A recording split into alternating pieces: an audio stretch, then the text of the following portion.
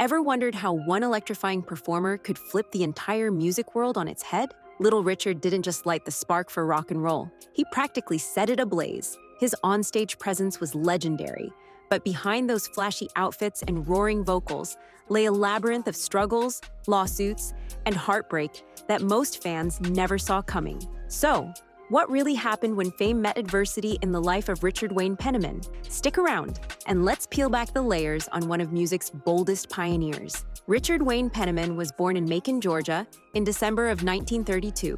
With 11 siblings and parents who juggled multiple jobs, his household was never short on noise or drama. Even as a child, Richard had a voice that boomed through church halls, where the congregation called him War Hawk for his thunderous singing.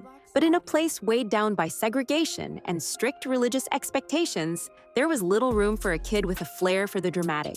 He spent his earliest years immersing himself in gospel music. Pentecostal churches drew him in with their lively praise, dancing, and unfiltered energy. He couldn't help it. He wanted to sing, shout, and feel that spiritual rush. His father, a stern brick mason and part-time nightclub owner, didn't quite get young Richard's brash style. With a family so devoutly tied to the church, straying too far into worldly music was like tiptoeing on thin ice. But even so, the call of the stage was just too strong to resist. Some artists tiptoe into stardom. Little Richard barreled in like a tornado.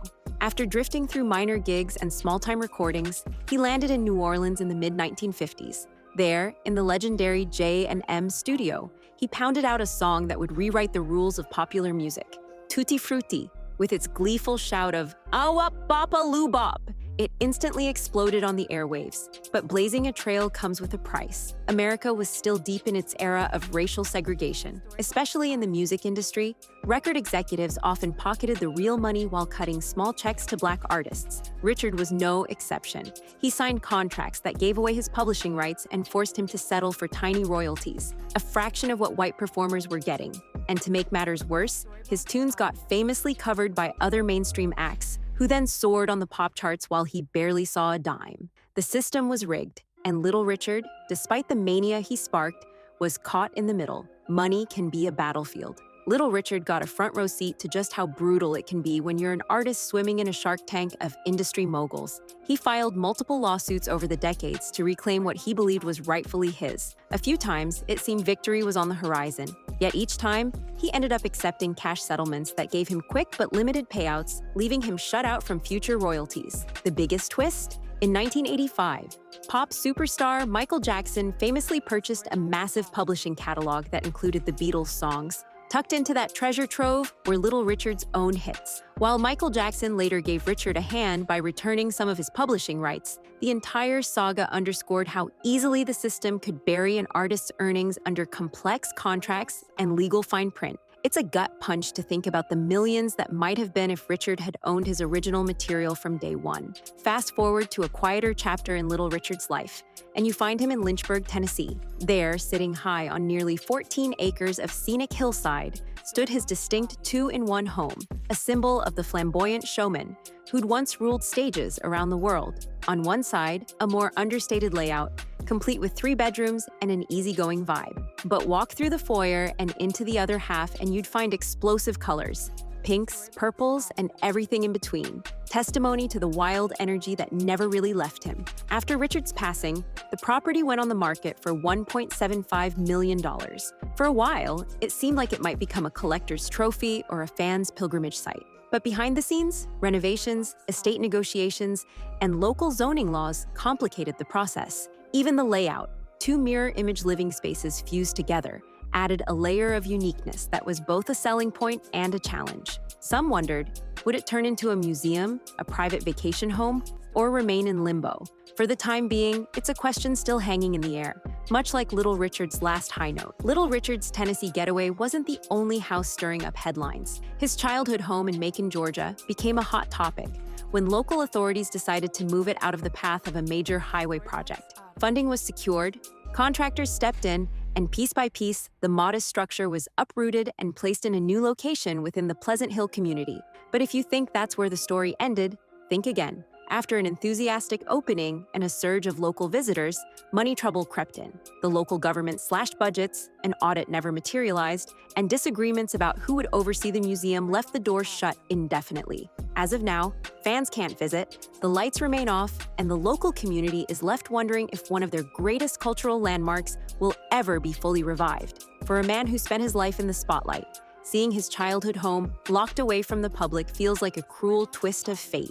Beneath the sequins and the shrieks, Little Richard fought battles that overshadowed any chart-topping single. In his early years on tour, he famously warned bandmates against booze, cigarettes, and any other vices. But as the 1960s raged on, he found himself drowning in the very temptations he had once shunned. Cocaine, heroin, and eventually PCP, these weren't just casual dalliances. They took over his life to the tune of $1,000 a day. Then there was his sexuality, which he described in interviews with words like gay, omnisexual, and sometimes delivered. Growing up in a staunchly religious family, he was ridiculed for his effeminate mannerisms and even thrown out of his father's home as a teenager. His personal relationships became an ongoing maze of short-lived romances, group encounters, and occasional heartbreak. One moment, he'd renounce all same-sex desires as unnatural. The next, he'd openly identify as gay to major publications. The turbulence was constant, fueled by a mix of spiritual conviction and the relentless pressure of life under the microscope. For every time Little Richard swore he was done with the rock star lifestyle, the call of the pulpit grew stronger. Raised with strong Pentecostal influences, he occasionally stepped away from the stage to preach, passing out inspirational literature to fans. In one particularly difficult season, after multiple deaths in his inner circle, he retreated entirely, disconnected from performances, and devoted himself to a ministry that championed unity, repentance, and the message of God's love. Still, the stage remained in his blood. Even in his later years, he'd sometimes reappear for special shows, wheeled onto the stage with a flamboyant outfit, radiating that old-school energy despite physical hardships. A broken hip, sciatica, and a heart scare were just a few of the setbacks he endured. In interviews, he acknowledged that time was catching up with him, but the voice in his heart never completely dimmed. By the time he passed away in May 2020 at age 87, reports suggested his net worth hovered around the $40 million mark.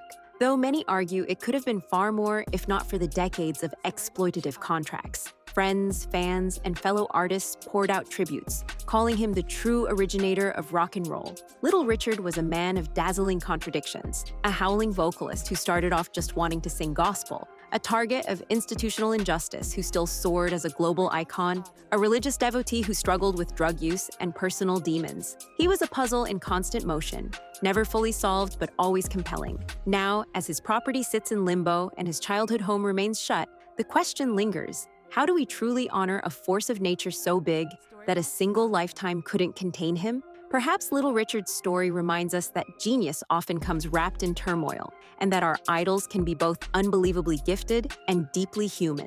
Did he get the justice he deserved from an industry built on his back? Or does his story shine a light on a bigger, harsher truth about fame, fortune, and the fight for recognition? Think about that next time you hear those electrifying piano riffs, because if one thing's certain, it's that Little Richard's echo isn't done reverberating. Not by a long shot. Thank you for joining us on this journey. If you found yourself leaning in, eager to learn more about rock's most flamboyant originator, make sure you're subscribed and have that notification bell turned on. Another chapter could drop any moment. Until then, stay curious, stay bold, and never stop searching for the stories hidden behind the legends.